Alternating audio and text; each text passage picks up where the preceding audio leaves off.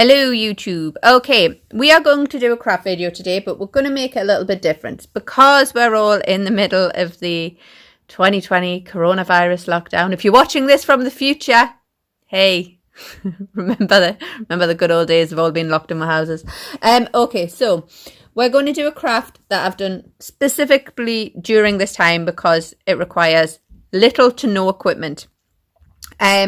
One of the things we've done to stave off boredom is I asked my daughter to go through her old t-shirt collection, generally sort out any clothes that don't fit her anymore, that she doesn't wear anymore. And she had a pile of t-shirts, leggings, but you can do this with any type of fabric. And what I did is found her literally any scissors or pinking shears you have and asked her to cut this into strips about an inch thick. As you can see, she has a creative interpretation of what is an inch thick, but it really does not matter. You want the strips to be as long as possible to save you having to tie lots together. So she's literally cut up at the bottom of the t-shirt and then gone all the way around the body in a big spiral to make lovely long lengths. You can do that the same on sleeves as well if you like. So yeah, basically what you want to do is collect together as much scrap fabric in strips as you possibly can, and we are going to turn this into rag blankets with literally no equipment, just with these and our hands. And a big table or working surface is helpful, but that's all we need. So let's have a go. Okay, we've moved on to a table. I've put this white paper tablecloth down just so you can see better, because ideally this is done on a bigger flat surface. Now I'm going to do quite a small little demo of this today because we only have so many t-shirts. Obviously you can do this as big as you like and it's really easy. So to get started, what we do is we take one of our lovely strips of rags and we put a slip knot in it. To be fair, it doesn't really matter what kind of knot you put in it, as long as you end up with a loop. Okay, now, what we do at this point is I like to work with the yarn out in front of me. I think it gets tangled less if we have it there. And what you do is you take your loop and you pull another one through. And then you put your fingers back through that loop and you pull another one through. And then you put your fingers through that loop. I'm just trying to, there. Then you pull another one through. Don't worry if they're not, try and keep them roughly the same size loops, but it doesn't matter if they're not perfect. You see? Just keep pulling loops through, fingers through, grabbing another one. We're going to keep going like this until you can lay it flat. And it is roughly the width you want one of your edges to be. This is really stretchy fabric when it's made. It does tend to stretch in all directions because it's quite a loose knit, but okay, I'm going to make quite a small thing because I'm just going to make a small mat for our cats, because I figure if I make them a mat out of old clothing, they might stop, you know, sitting on our actual clothing. Put a few more stitches in this.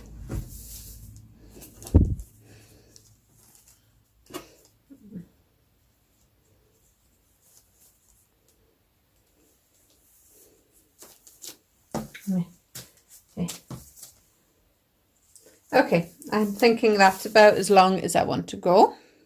So then what I do is I take my last loop I've pulled through and I'm going to put it up. I then get the yarn, a lovely t-shirty strippy yarn, and I find this the easiest way to do it is to run it nice and loosely in front of me, going back in the other direction. So I have the last loop I made here.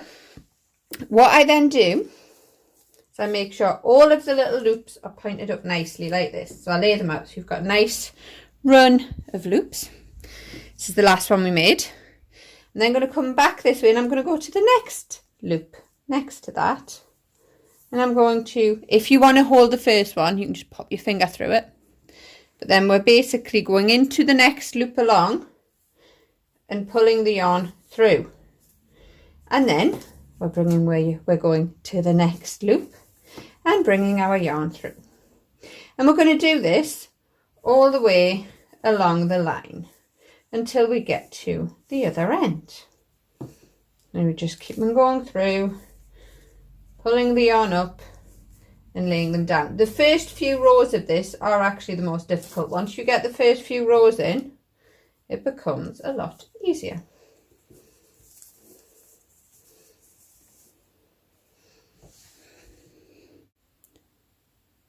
Okay, so we're up to the last little one on this edge now. And so we're going to pull that one up and through. And as you can see, we now have a whole row of pulled through loops coming up. Now what we're going to do is exactly the same thing. Basically, this is the last one we pulled through. We're going to ignore that one and come back in this direction. So we're just going to lay our strip out across the top there. And we're going to start coming back through these ones, like this. Now, as you may notice, we're about to run out here. So I am just going to grab another piece of t-shirt. Literally tie these two together on a quick over and under knot, but to be quite honest, any knot you want, as long as it ties them together, works. There we go. And then we literally just keep coming along the row in the way that we have done the last time until we get to the end of this row.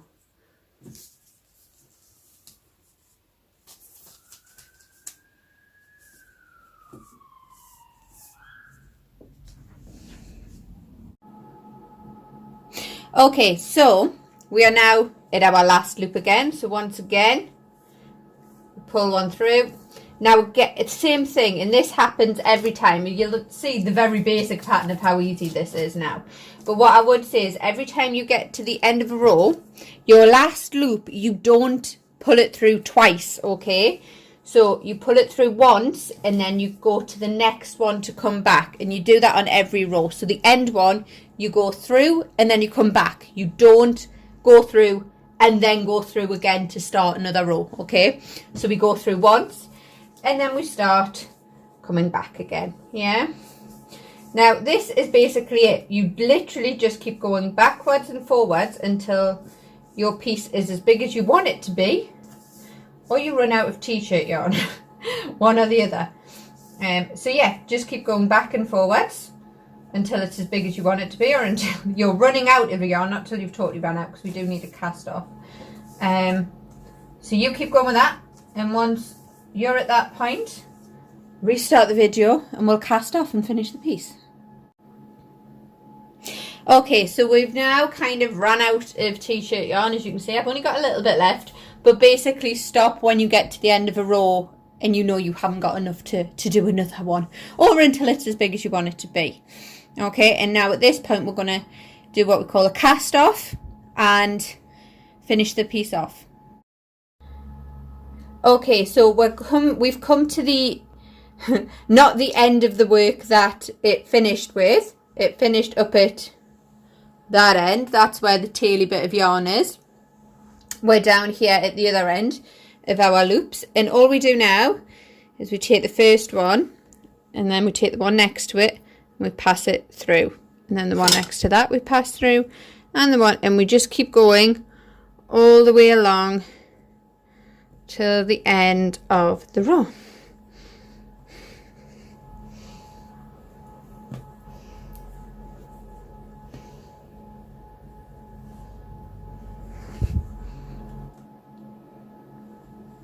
Okay.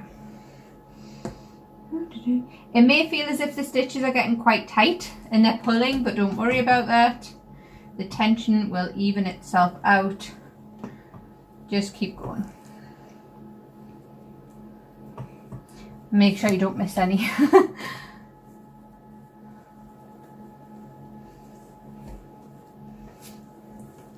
Okay, now we're at the end. We've got this and we've got our tail. All we're going to do is pull that through and tie a knot on it. Nice secure knot.